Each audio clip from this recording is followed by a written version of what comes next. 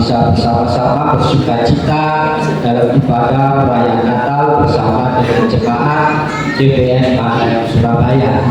Malam hari ini kita akan membaca bagian firman Tuhan yang terambil di dalam Injil Matius pasal yang kedua. Kita akan membaca ayat 10 sampai ayat yang ke-11.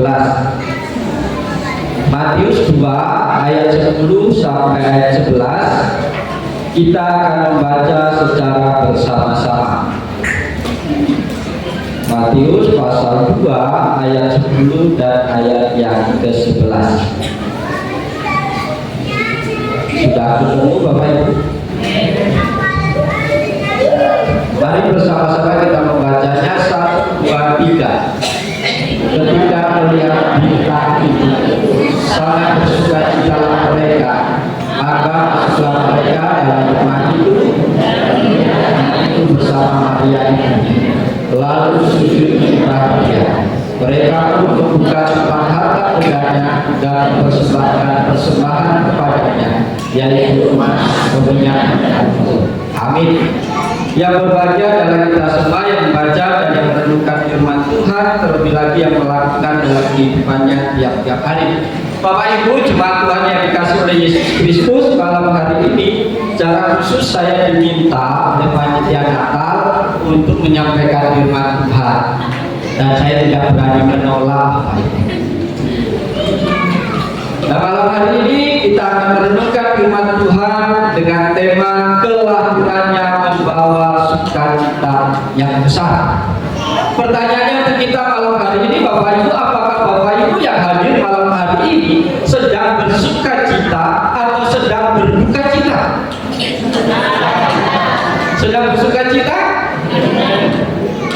Dalam terjemahan beberapa yang lain saya bacakan, dalam terjemahan firman Allah yang hidup dikatakan bukan main besarnya sukacita mereka, kata sangat bersukacita. Dalam KJV dikatakan ketika mereka melihat bintang itu, mereka bersukacita dengan sukacita yang sangat besar. Kelahiran Yesus itu berdampak menimbulkan sukacita yang luar biasa, bukan sukacita yang ecek-ecek, bukan sukacita yang abal-abal, tapi sukacita yang sangat besar. Bapak Ibu Saudara terkasih, sebelum kita merenungkan bagian firman Tuhan ini, saya menceritakan kisah nyata yang terjadi di negara Jepang. Kaisar Jepang yang bernama Hirohito menikah dengan seorang putri bernama Nagako, dan akhirnya menjadi permaisuri. Maka ketika mereka menikah, mereka mendambakan seorang putra lahir di tengah-tengah keluarga, karena akan menggantikan mereka menjadi kaisar, dan syaratnya harus laki-laki. Kaisar tidak boleh perempuan. Maka ketika mereka menikah, permaisuri mengandung, mereka bersukacita. Dan begitu lahir bukan laki-laki tetapi perempuan, sukacitanya surut menjadi kecil, gak besar lagi, karena yang diharapkan tidak ada. Maka Bapak Ibu, mereka berusaha lagi, harus dapat seorang putra mahkota, harus lahir dalam keluarga laki-laki.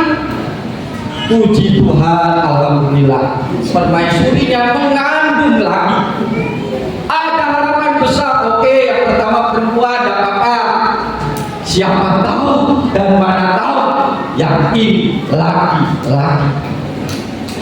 Tiba waktunya bersalin, pada masa itu belum ada USG, karena kekaisaran Jepang belum setuju dengan dunia medis yang modern. Mereka masih percaya pada tabib-tabib yang ada di istana. Begitu waktunya bersalin, ternyata wedok meneh, perempuan lagi. Mereka bersedih. Tapi oke lah, tidak apa-apa, kita masih muda, masih punya kesempatan memilih putra. Dan dalam tempo yang sesingkat-singkatnya, puji Tuhan, permaisurinya hamil lagi. Harapannya laki-laki atau perempuan? Laki-laki. Tapi singkat cerita perempuan laki. Maka mereka bersedih berkabung. Mereka mendekati waktu yang sudah tua, tidak mungkin punya keturunan lagi. Terus siapa yang akan memimpin negara Jepang kalau tidak ada seorang pangeran yang lain di tengah-tengah keluarga kerajaan? Tapi mereka punya daya juang yang kuat. Mereka berusaha siang malam. Puji Tuhan, hamil lagi permaisurinya. Maka pada waktu persalinan diumumkan ke seluruh negara bahwa rakyat harus menanti kelahiran di lapangan, di tempat-tempat terbuka, di tempat-tempat umum untuk mendengar pengumuman bayinya laki-laki atau perempuan. Tetapi ketika melahirkan ternyata yang ditunggu-tunggu itu datang. Permaisuri melahirkan seorang putra dan diberi nama Akihito yang akhirnya menjadi kaisar terlama di Jepang, Kaisar Akihito. Saya punya paman, berarti itu adik mama saya. Itu sama kisahnya dengan Kaisar Jepang. Kakek saya pengen punya anak laki-laki. Yang pertama lahir perempuan, kedua perempuan, ketiga perempuan, keempat lahir laki-laki. Maka mbah kakung saya, kakek saya berkata, Wahono sing lanang. Akhirnya diberi nama Wahono. Ternyata ada yang laki-laki. Tapi bahasa Jepangnya bukan Wahono, diberi nama Akihito. Maka sebagai tanda sukacita kelahiran pangeran yang baru, diumumkan di Jepang diberi libur seminggu, mengadakan pesta rakyat besar-besaran, mengadakan acara besar-besaran, tanda mereka bersukacita karena lahir seorang kaisar yang baru yang akan memimpin negara Jepang. Pertanyaan, Kaisar Akihito hanya berdampak di Jepang, tapi Yesus yang kita nantikan kelahirannya, apakah berdampak kepada Bapak Ibu dan saya? Dalam penantian itu kita memiliki sukacita yang besar melebihi seorang kaisar menantikan putra mahkota. Bapak Ibu jemaat Tuhan yang dikasihi oleh Yesus Kristus, kelahiran Yesus di hati setiap orang berdampak sangat besar. Salah satunya setiap orang yang menyaksikan peristiwa kelahiran bayi Natal pertama, baik itu para gembala, orang Majus, orang-orang yang ada di sekitar Yusuf dan Maria. Mereka bersukacita dengan sukacita yang luar biasa. Dan sukacita yang besar itu yang ada di hati mereka meluap dalam tindakan-tindakan yang nyata. Maka melalui tema firman Tuhan malam hari ini, bahwa kelahiran membawa sukacita yang besar. Maka Bapak Ibu Saudara yang dikasihi Tuhan, mari kita merenungkan apa yang menjadi pesan Tuhan, apa yang menjadi pesan Natal malam hari ini untuk Bapak Ibu dan saya.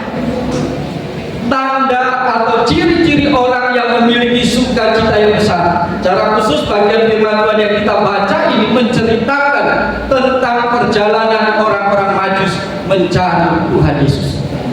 Bapak Ibu, ciri orang yang memiliki sukacita yang besar, yang pertama, mereka memiliki kerinduan untuk mencari Tuhan dengan kesungguhan.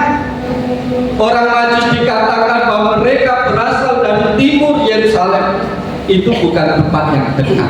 Saya tanya Bapak Ibu, ada yang hadir malam hari ini dari daerah yang paling jauh?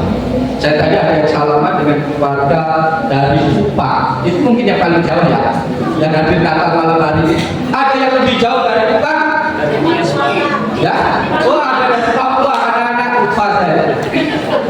Pertanyaannya, mereka datang itu khusus untuk ikut merayakan Natal di tempat ini atau punya acara sendiri? Bapak-bapak, ibu yang jauh, pasti kebetulan saja ada di Surabaya, betul? Tidak mungkin dari Kupang. Ada satu ibu tadi, saya dari Atambua Pak. Waduh, sudah udah perbatasan luar negeri itu, Timor Leste datang. Tapi saya yakin itu bukan karena itu Natal ini ada acara, tetapi berbeda dengan orang Majus. Mereka dari tempat yang jauh, mereka punya kerinduan untuk datang kepada Tuhan, ingin melihat bayi Yesus itu. Alkitab tidak merinci apa yang menjadi persiapan mereka untuk menempuh perjalanan yang jauh. Tetapi yang jelas tantangan yang dihadapi orang Majus untuk berjumpa dengan Yesus itu luar biasa. Mereka harus berjalan melintasi padang gurun yang panas siang hari, malam hari yang begitu dingin, banyak perampok, banyak penyambut, kalau Indonesia banyak begal di padang gurun itu, dan memerlukan akomodasi yang mahal karena perjalanan jauh. Tapi tujuannya, motivasinya hanya satu, ingin berjumpa dengan Sang Raja yang baru lahir. Amin Bapak Ibu. Bapak Ibu yang dandan cantik-cantik malam hari ini, anak-anak yang make up dari jam berapa? Biasanya jam 2. Semua yang terlibat dalam acara sudah prepare beberapa hari. Untuk siapa? Pertanyaan. Untuk siapa Bapak Ibu? Yang benar. Apa karena ini saya foto di depan tadi? Pak, tolong foto saya. Sebelum saya khotbah saya jadi juru foto dari Bapak. Tapi tidak apa-apa. Bapak Ibu jemaat Tuhan yang kekasih, orang-orang yang memiliki sukacita yang besar itu berarti mereka menerima Yesus itu dalam kehidupannya. Maka mereka tidak pernah hitung-hitungan, mereka tidak berpikir panjang ketika mereka ingin datang berjumpa dengan Yesus. Amin. Bapak Ibu, itu effort yang betapa besar datang hari ini. Ada usaha yang terlalu besar. Adakah bahaya yang Bapak Ibu hadapi malam ini untuk sampai tempat sini? Ada? Saya yakin ada. Bapak Ibu datang ke rumah Tuhan dalam ibadah rutin kita. Apakah ada usaha yang luar biasa untuk Tuhan? Adakah persiapan lebih daripada ketika kau pergi? Saya tanya Bapak Ibu yang hadir malam hari ini, pernah kondangan atau enggak? Hajatan, menghadiri undangan orang, pernah? Itu persiapannya berapa lama? Prepare-nya mau datang kondangan butuh berapa lama Bapak Ibu? Berapa lama? Semakin tinggi jabatan orang yang mengundang kita, prepare-nya pasti lebih lama. Amin? Betul? Betul. Kalau yang biasa-biasa saja, biasa juga. Bapak Ibu, tiap minggu dapat undangan Tuhan Yesus untuk datang. Berapa lama persiapan? Ada yang bisa jawab? Halo, kalau saya tanya, saya butuh jawaban, bukan butuh seniman. Cukup istri saya saja yang berseniman ke saya. Yang lain saya nggak butuh. Bapak Ibu, ketika engkau ingin beribadah kepada Tuhan, berapa lama engkau bersiap? Apakah salah-salah? Engkau serius mempersiapkan segala sesuatu itu sangat ditentukan. Engkau menganggap penting atau tidak pribadi yang kau temui. Kalau engkau menganggap seseorang itu penting dalam hidupmu, maka kau prepare, kau persiapkan segala sesuatu semaksimal mungkin karena engkau tidak ingin mengecewakan siapa yang datang. Betul? Ketika engkau ibadah ketemu siapa? Cukup ketemu saya, ketemu terima tamu, ketemu majelis, atau engkau ketemu Tuhan? Kalau engkau memaknai bahwa setiap orang yang memiliki sukacita besar itu pasti punya kerinduan datang dan mencari Tuhan dengan sungguh-sungguh. Saya jamin mulai tahun 2025 tidak ada jemaat yang terlambat ibadah. Amin. Amin. Tuhan dengar malam hari ini. Terus kalau ada yang terlambat gimana? Iji aja ibunya, tambah habis jemaat. Bapak Ibu pernah ketinggalan pesawat? Ruginya besar. Penerbangan jam 7, Bapak Ibu sudah ada di bandara jam berapa? Kalau disuruh jam 5 berangkat atau males? Tetap berangkat. Saya pernah ke Kalimantan, berangkatnya jam 5. jam 3 pagi saya sudah harus ada di Padang. Saya taat Bapak. Karena 5 menit saya terlambat, saya nggak jadi terbang. Tapi berapa banyak orang lebih senang terlambat masuk surga daripada terlambat masuk pesawat. Kenapa Bapak? Kalau naik pesawat tepat waktu, kenapa? Karena takut rugi kalau tiketnya hilang. Kalau ke surga besok minggu masih ada ibadah. Bapak Ibu, ini tanda yang pertama.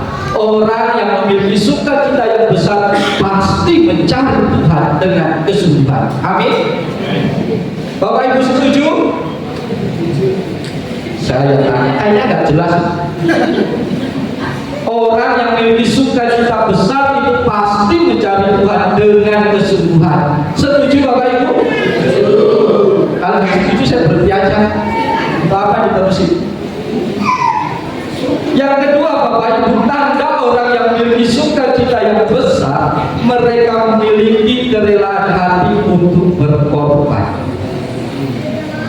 Ketika orang Majus melihat bayi Yesus bersama ibunya Maria, mereka bersuka cita luar biasa. Dan dikatakan lalu, kata lalu itu ditulis dalam tempo atau waktu yang sesingkat-singkatnya, tidak ada jeda. Kata lalu berarti bisa dikatakan otomatis mereka membuka tempat hartanya dan mempersembahkan kepada Tuhan. Apa saja? Emas, minyak, dan Bapak Ibu, malam hari ini saya tidak bicara tentang persembahan. Bapak Ibu senang ya? Kalau saya nggak bicara persembahan senang ya? Aman, nggak bicara persembahan, betul? Yang menjadi pengorbanan orang Majus bukan bicara harta yang dipersembahkan, tetapi mereka berkorban waktu, tenaga, harta, bahkan nyawa mereka dipertaruhkan di dalam mereka menempuh perjalanan yang jauh dan panjang itu. Bapak Ibu, orang kalau punya sukacita, jalan semakin jauh pasti lebih senang. Mau kasih contoh Bapak Ibu? Saya tanya anak-anak muda di sini, ada yang belum punya pacar? Bisa angkat tangan? Ada? Saya doakan malam hari ini, tidak usah malu-malu, itu angkat tangan. Ada yang belum punya pacar? Yang cewek-cewek ada? Pertanyaannya, apakah teman-teman pengen punya pacar? Saya hanya bisa bantu dalam doa. Contoh, kalau seorang putra itu jalan sendirian, itu paling jauh hanya kuat berjalan 5 km. Itu sudah ngos-ngosan, sudah dipenuhi dengan omel-omelan, sudah beruntung untuk dakar di jalan. Tapi coba kalau berjalan dengan Yaya yang dicintainya, 5 km tidak terasa. Kok sudah sampai? Dia bilang pada pacarnya, yang bisa nggak kita jalan ke tujuan yang lain lagi? Nggak capek enggak? Cinta bisa menghilangkan segala bentuk kecapean. Amin. Cinta bisa menghilangkan kemalasan. Amin. Cinta itu bisa menumbuhkan semangat yang luar biasa. Itu kepada pasangan. Tetapi cinta kepada Tuhan seringkali kalau dihitung dengan ukuran listrik, wattnya lebih kecil daripada cinta kepada pasangan. Bapak Ibu yang dikasih Tuhan, kata orang bijak yang punya pengalaman pacaran, panjang jalan itu panjang cerita. Kalau jalannya sebentar, ceritanya sedikit. Kalau jalan dengan pacar itu tidak ada kesedihan, nadanya itu sukacita, tidak pernah ada keluhan. Saya pernah dengar orang pacaran selalu apa saja yang dibicarakan diakhiri dengan ketawa. Apapun yang menjadi pembicaraan pasti hari ada. Bapak Ibu, cinta tanpa pengorbanan omong kosong.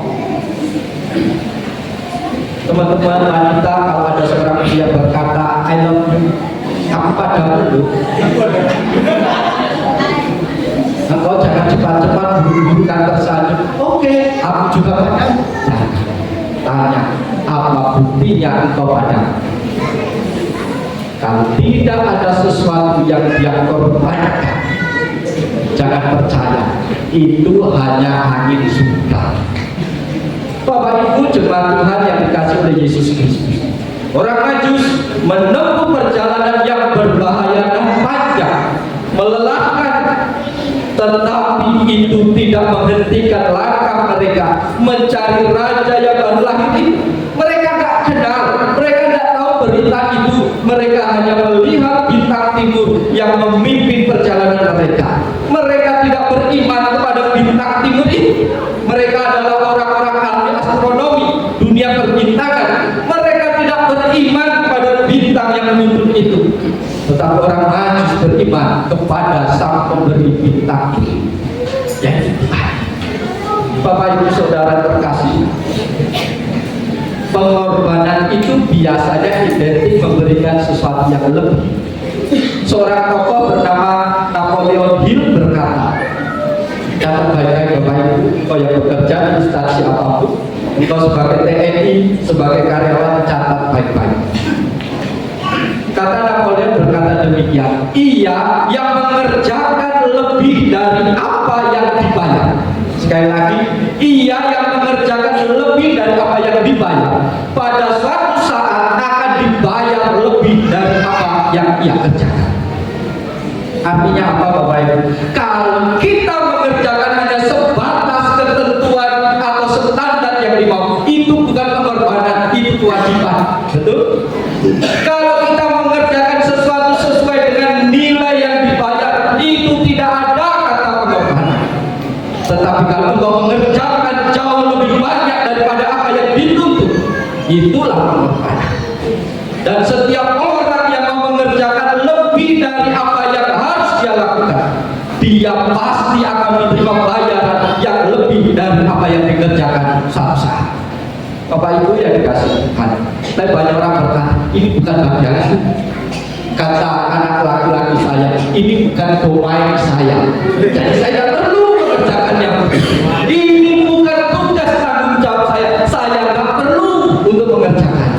Tapi barang siapa mau mengerjakan lebih dari apa yang menjadi seharusnya, ia pasti suatu saat dibayar lebih dari apa yang dia kerjakan. Bapak Ibu yang dikasih oleh Tuhan, kalau engkau bekerja dalam instansi apapun, kalau engkau hanya melaksanakan tugas, absen jam 8, pulang jam 4, entah engkau mengerjakan itu sambil tiduran, entah apa, itu tidak ada pengorbanan. Amin. Ibu-ibu kalau engkau bekerja di rumah tangga, cuci piring, masak sambil ngomel-ngomel tanpa mengerjakan yang lain, itu tidak pengorbanan, itu kewajiban. Tetapi kalau kau kerjakan sesuatu yang tidak seharusnya kau kerjakan, ingat, Tuhan tidak pernah mau berhutang kepada Bapak Ibu dan saya. Amin. Mungkin waktu engkau bekerja tidak ada yang melihat, mungkin waktu engkau berkorban melakukan apa saja, tidak ada yang mengapresiasi apa yang kau kerjakan. Tapi ingat, Tuhan kita tidak pernah mau berhutang kepada siapa. Dia pasti bayar lunas. Bahkan ketika bayar lunas dengan predikat berkelimpahan, Tuhan pasti memberkati dengan berkelimpahan. Maka Bapak Ibu, apakah melalui perayaan Natal kita tidak termotivasi untuk melakukan lebih lagi dalam hidup kita? Majelis, kalau hanya tugas liturgi sambutan selesai pulang, itu bukan pengorbanan, kewajiban dilakukan. Orang nggak perlu berterima kasih kepada engkau. Engkau yang bekerja, suami-suami yang mencari nafkah, katanya kenapa banting tulang mencari sesuap nasi. Malam ini setelah saat ibadah ada menu nasi goreng. Saya anggap tukang nasi goreng orang nggak ada kerjaan. Nasi sudah matang digoreng. Dan tanya, saya pernah beli nasi goreng, saya tanya, Pak, apa ngapain sih jualan nasi goreng? Ya gini Pak, saya sedang mencari sesuap nasi. Halo, jualan nasi goreng, alasannya mencari sesuap nasi, padahal dia punya nasi banyak dijual. Seringkali kita berkata, aku sudah melakukan ini, aku sudah mengerjakan ini, kok tidak ada yang melihat, kok tidak ada yang menghargai, lalu kita kecewa dan tinggalkan Tuhan. Ini bukan pengorbanan. Malam hari ini orang Majus memberikan teladan. Dia berkorban bukan untuk kepentingan dia, bukan untuk supaya mereka terkenal, bukan, tapi mereka rindu bertemu dengan bayi Yesus sebagai Raja di atas segala raja. Maka Bapak Ibu yang terkasih, apapun yang kau lakukan, kalau engkau punya motivasi karena ingin mengerjakan itu Tuhan, engkau dihargai atau tidak, itu tidak akan pernah menghentikan langkah melakukan yang terbaik pada Tuhan. Amin. Yang ketiga, yang terakhir Bapak. Ya, yang terakhir ya, salah ya. Orang yang punya sukacita yang besar dalam hidupnya pasti memiliki hati yang mampu memberi yang terbaik. Bapak Ibu yang dikasih dalam Tuhan, pada zaman Yesus ada kebiasaan, ada peraturan yang tidak tertulis, di mana tidak seorang pun dapat datang kepada raja kalau tidak memberi persembahan kepada raja. Tidak ada seorang pun boleh menghadap raja kalau tidak memberi peti kepada raja. Itu peraturan tidak tertulis. Mungkin pada zaman kerajaan di Indonesia juga sama ya. Tidak boleh seseorang itu menghadap raja kalau tidak memberi sesuatu kepada raja. Bapak Ibu, emas adalah persembahan yang cocok, yang terbaik dari segala logam adalah persembahan yang cocok, yang layak bagi seorang raja di dunia. Kemudian mur adalah wangi-wangian yang dipakai di dalam ibadah. Maka orang Majus ini datang kepada Yesus bukan melihat Yesus sebagai bayi yang baru dilahirkan, tetapi orang Majus sudah melihat bahwa bayi yang lahir ini adalah seorang raja di atas segala raja. Dia adalah imam, dia adalah orang yang memimpin di dalam kehidupannya secara rohani. Maka dia berikan apa yang pantas, yaitu emas, kemudian dan Bapak Ibu Saudara yang dikasihi Tuhan, mampu memberi yang terbaik. Kata terbaik dalam terjemahan sederhana itu artinya maksimal, ya, yang paling tinggi. Arti yang selanjutnya itu pantas dan layak. Pertanyaannya untuk kita semua malam hari ini, apakah Bapak Ibu selama ini sudah memberi yang terbaik untuk Tuhan? Yang maksimal, yang pantas, yang layak memberikan kepada Tuhan, atau yang sisa-sisa baru memberi kepada Tuhan? Bagaimana Bapak Ibu? Sudah pantas? Susah ya? Susah mengerti ini ya? Memberi yang terbaik berarti memberikan yang maksimal yang bisa kita beri, memberi sesuatu yang pantas dan yang layak untuk siapa kita beri. Contoh, hari Jumat kemarin saya diundang dari Polres Tanjung Perak. Saya pikir ada rapat koordinasi untuk pengamanan Natal. Saya bilang, Pak, saya kan sudah ikut rapat di Polsek sudah, kecamatan sudah. Sekarang apa ini? Pokoknya Bapak datang aja. Kepala bagian operasinya bertelepon saya, kan ada apa Pak? Ternyata rapatnya di terminal peti kemas. Saya datang. Tanya kenapa? Karena besok Pak Panglima dan Kapolri itu mau ke Tanjung Perak. Katanya mau jenguk gereja-gereja yang ada. Alapa, bakalan datang kemana? Ngapain saya ikut Pak? Saya juga bukan anggota TNI Polri. Kok ikut rapat pengamanan itu apa? Tidak ada sama. Tidak makasihnya itu. Ruangan rapatnya kosong. Jadi Bapak sini untuk gedemin penuh biar kelihatan gitu loh Pak. Ya ampun Bapak. Pendeta di mana itu untuk gedem-gedem tok rapatnya. Bapak, seandainya Bapak Kapolri atau Panglima datang, seandainya malam hari ini Bapak Presiden Prabowo datang, ikut merayakan apa yang pantas Bapak berikan kepada dia. Ketua panitia apa yang Bapak berikan? Bapak Kalau engkau bisa memberikan nasi kotak, kasih. Betul? Kalau engkau bisa beri bingkisan Natal, kasih. Saya rela nggak terima. Betul? Kalau engkau bisa memberikan transport yang pulang, kasih. Tapi sangat aneh dan memalukan kalau seorang presiden Indonesia Pak Prabowo datang, Bapak Ibu kasih jajanan ciki-ciki. Apa? Kasih apa? Maksimalkan pemberian itu. Apakah itu pantas untuk seorang presiden? Apakah itu layak untuk seorang presiden? Layak atau enggak? Itu enggak pantas. Itu bukan pemberian. Itu justru penghinaan, pelecehan kepada seorang presiden. Betul? Kalau engkau memberikan kepada presiden saja tidak boleh seperti itu, apalagi kepada Tuhan Yesus yang mau mati untuk Bapak. Kalau engkau tidak memberi yang terbaik, itu sama saja kita tidak memberi. Engkau melecehkan, engkau menghina Tuhan. Amin Bapak Ibu. Karena engkau tidak menganggap yang penting dalam hidup. Karena engkau menganggap wanita tidak lebih daripada apa yang jadi keperluan. Aku masih punya keperluan banyak Pak. Aku masih punya kebutuhan ini. Aku dulukan dulu kebutuhanmu. Nanti sisanya Tuhan lebih rendah daripada kebutuhan. Bapak Ibu yang dikasih Tuhan, kalau kita tidak mampu memberi yang terbaik itu bicara pantas wajar, bukan meminta yang tidak bisa kita beri. Tuhan tidak pernah meminta sesuatu yang bukan menjadi milik kita. Tuhan tidak pernah meminta sesuatu yang tidak bisa kita beri. Tuhan meminta apa yang bisa kita beri, tapi relakan memberi yang terbaik. Orang Majus, orang yang tidak kenal Tuhan, bukan dari golongan orang Yahudi yang menerima janji Tuhan, tapi mereka memberi karena mereka menganggap Yesus itu Raja, Imam yang mereka agungkan dalam hidup mereka.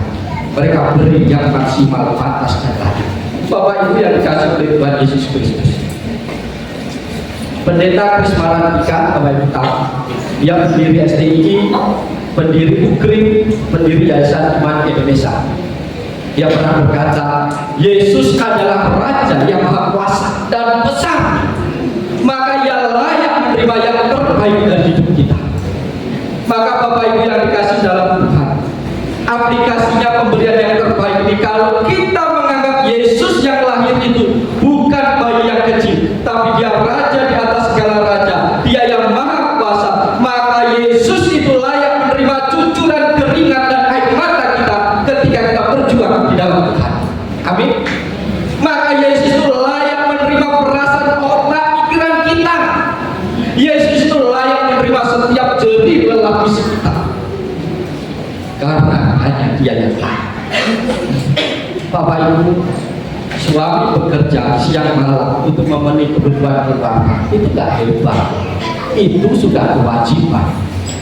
Amin. Ada di sini ibu-ibu kalau masak ngomel? Ada? Nggak usah malu-malu. Ya nggak usah angkat-angkat lah. Kira-kira ada nggak?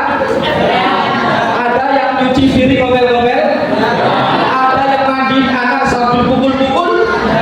Ada yang ngurus anak sambil memaki? Ada. Itu kewajiban, tidak melebihi apa yang seharusnya. Itu aja kok sudah ngomel-ngomel, apalagi diminta lebih. Misalnya Bapak Ibu masak di rumah sudah selesai, disuruh masak lagi di rumah tetangga, nah itu lebih. Bapak Ibu saudara terkasih, seringkali kita berpikir untuk apa sih kita capek-capek, untuk apa sih kita berjerih lelah, untuk apa? Kan tidak ada efeknya dengan kita. Bapak Ibu, saya memberikan kesaksian kecil. Menurut Bapak Ibu, untuk memimpin atau menjadi gembala jemaat di GPN Manaim ini, cukup nggak kalau titelnya ke STH saja kira-kira bisa? Bisa, cukup, sudah memadai, tidak perlu yang lain. Betul ya? Bahkan yang punya gelar pun boleh. Cukup. Saya dari dulu tidak mau sekolah, karena saya pemalas. Sekolah sudah tua, otaknya sudah gedel gitu ya. Tapi Pak Pendeta Hakim itu tendang-tendang saya dari itu. Ayolah kau sekolah. Apa kau jadi anak muda kan? Tendang terus. Sudah sekolah, sudah Pak, sudah sekolah. Sekolah lagi kau. Untuk apa Pak? Nanti gajimu naik. Hah? Gajimu naik? Datanya, ya bener Pak. Berapa naiknya? Ya kurang lebih 50.000 lah sebulan. Hah? Gaji naik 50.000, kuliah S2 habis puluhan juta. Tekan nggak Bapak Ibu? Tekan. Dampaknya kepada saya ada saya tambah pusing, tambah muat, ngerjain tugas, nggak usah lah kuliah. Setelah itu selesai, Pak Pendeta Darmanto, orang-orang ini tidak datang ke sini yang pernah izin sama jenis, tolong izinkan Pak Gembala kuliah lagi. Alamak, kuliah meneh semua. Anda untuk apa? Pemasukan nggak jelas, pengeluaran jelas besar. Ada dampaknya untuk saya. Emang kalau tambah gelap tambah gajinya. Tapi ketika saya membaca bukunya Pak Kriswana Tikan, kalau Yesus itu adalah Raja yang Maha Kuasa dan besar, Dia layak menerima yang terbaik dari kita. Apakah lewat studi, apakah lewat pelayanan, apakah lewat tenaga, Dia layak menerima karena Dia adil. Bapak Ibu, supaya menutup dalam bagian firman Tuhan ini, cukup ya, tidak usah lama-lama ya, karena sudah malam, nanti nasi gorengnya dingin. Suatu hari seorang pria itu punya teman, punya sohib, rekan kerjanya. Dia minta tolong temannya, bro, tolong temannya aku dong, kemana? Mau membelikan hadiah untuk istri. Hadiah apa? Hadiah Natal tahun ini. Harus sesuatu yang luar biasa yang tidak pernah dipikirkan. Oke? Akhirnya laki-laki ini dengan teman kerja pergi ke sebuah supermarket, di sebuah pameran emas permata yang ada di sana. Maka dia belikan sebuah cincin berlian yang indah untuk hadiah Natal istrinya. Ketika pulang, temannya ini tanya, loh, apa kau beli cincin berlian? Kan istrimu kemarin itu cerita-cerita dia pengen mobil sport. Iya sih, tapi saya bingung. Loh, kenapa bingung? Mobil itu loh lebih murah daripada harga berlian yang mobil. Betul juga. Tapi dari kemarin saya bingung, cari mobil yang palsu itu susah. Tapi kalau cari berlian yang palsu, istri nggak tahu. Dia lihat pantulan cahaya di cincin ini, matanya sudah silau, sudah senang. Dia nggak tahu ini asli atau tidak. Dia senang. Bapak Ibu yang dikasih Tuhan, sama istrinya aja dia bohong, berarti ini nggak benar ya Bapak Ibu ya. Ini kotor. Menurut Bapak Ibu kira-kira suatu saat istrinya tahu nggak? Tahunya dari mana? Pas dijual. Nah, itu pas dijual tahu ternyata palsu. Ketika ada waktu yang darurat yang sangat membutuhkan, pasti cepat atau lambat ketahuan palsu. Kita lebih konyol daripada suami yang kasih berlian pada istri. Seringkali kita memberi sesuatu yang palsu kepada Tuhan. Tuhan untuk tahu itu palsu atau tidak tunggu waktu darurat. Waktu kau beri Natal, ini harganya palsu. Oh, ini pelayanannya hanya ini dilihat saja. Oh, dia itu ngomong begitu tuh karena ini terkenal saja. Buatan Bapak Ibu, seandainya Bapak Ibu pamer kepada saya, Pak, saya punya mobil baru, bisa tolong doakan? Oke, puji Tuhan. Walaupun bagian saya cuma doakan, kok nggak apa-apa. Terus saya mau lihat mana mobilnya, tak lihat fotonya dulu Pak. Nih fotonya. Bapak Ibu apa? Mobil yang dipakai foto dia itu saya tahu mobilnya ini miliknya Pak Daniel, bukan milik dia. Ay, lucu di mana ini? Gaya-gaya kau kayak mobil orang lain. Bapak Ibu, betapa sering kita itu memperlakukan Tuhan tidak pantas dan tidak layak. Seringkali Tuhan itu hanya menerima sisa-sisa tenaga kita. Seringkali Tuhan itu hanya menerima sisa-sisa harta kita. Seringkali Tuhan itu hanya menerima sisa-sisa pikiran dan keringat kita. Padahal semua yang kita miliki sampai hari ini itu adalah pemberian Tuhan.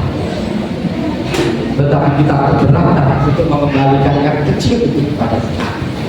Belajar dari orang Majus, dia penuh sukacita, dan orang yang punya sukacita itu pasti mampu memberi yang terbaik. Amin. Maka Bapak Ibu yakin dan percaya 100%, orang yang pelit dalam hidupnya tidak akan pernah bersukacita. Amin. Orang yang pelit di medit itu tidak akan pernah mengalami sukacita dalam hidup. Karena hanya orang yang berbagi adalah orang yang memberi daripada yang menerima. Tapi seringkali kita bahagia kalau menerima, kalau beri sedih. Orang Majus memiliki hati yang rela memberi yang terbaik. Maka di momen Natal ini Bapak Ibu kasih Tuhan, mari kita bangun komitmen hidup kita. Tuhan Yesus adalah Raja di atas segala raja. Dia layak menerima sesuatu yang terbaik, yang layak, yang pantas dari hidup kita. Jangan pernah terabaikan. Kalau kau tahu anakmu yang kau kasih layak menerima asupan gizi yang terbaik, pendidikan yang terbaik, tapi karena kau pelit, sudahlah masuk sekolahnya beli adalah yang gratis. Makanya ikut program makan gratis di sekolah, nggak perlu makan siang, nggak perlu makan malam. Gimana nanti keadaan kita selanjutnya?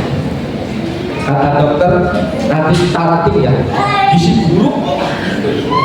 Orang Kristen banyak pakai mobil mewah, badannya sehat, gemuk, lembu-lembu, tapi sebenarnya mengalami gizi buruk secara rohani dalam hidupnya. Dan itu adalah saya dan Bapak Ibu. Betul Bapak Ibu? Bapak Ibu gak ikhlas ya lihat saya malam ini. Orang yang pelit tidak akan pernah bersukacita karena dia tidak akan mampu memberi. Karena untuk dirinya saja masih kurang, apalagi dunia lain. Jalan firman Tuhan malam hari ini berkati kita. Itu mari kita tundukkan kepala, kita mengucap syukur untuk berita firman Tuhan malam hari ini. Jangan puas firman Tuhan hanya kita dengar malam hari ini. Jangan puas dan senang kalau firman Tuhan memberkati engkau di hatimu saat ini, tapi tidak pernah terrealisasi dalam tindakannya. Jangan puas kalau malam hari ini kita bisa bangun komitmen bahwa kita rindu mencari Tuhan dengan kesungguhan. Kita bisa berkomitmen, aku mau berkorban untuk Tuhan, aku mau memberi yang terbaik untuk Tuhan. Tapi itu hanya sebatas wacana dan kehidupan. Mari kita aplikasikan firman Tuhan dalam hidup kita dengan melakukan semuanya itu dalam hidup hari pas hari. Mari kita berdoa dalam pribadi. Bapak Ibu Saudara yang terkasih, kembali kita mengingat apa pesan Tuhan bagi kita malam hari ini. Sudahkah melakukan seperti apa yang dilakukan orang Majus? Kalau belum ada kesempatan kita datang kepada Tuhan, mengakui keterbatasan kita, dan kita mau melakukannya di tahun yang akan datang.